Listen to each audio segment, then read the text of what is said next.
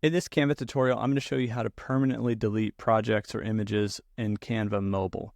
So if you didn't know this, when you delete something, so for instance, if we're on our home page or we go to projects and we find a project here that we want to delete, like this one here, we can click move to trash. And then maybe even an image here, we can also click the three dots and move it to trash. That will delete it, but it's not permanently deleted until 30 days has passed. So if you want to go permanently delete that, we can click on the menu in the upper left, and then we'll find trash right here. So we go to the trash folder essentially, and you'll see we have designs, images, videos. So anything will be in here that you've deleted. So we can click the three dots again and go down to delete from trash.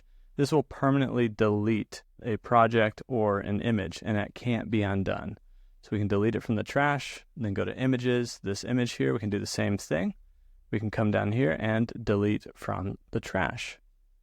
And so we're going to delete it from the trash here. Now it's saying you're about to delete this image. It can't be undone. Deleting this image from the trash won't remove it from existing designs. It'll just be deleted once the design is deleted.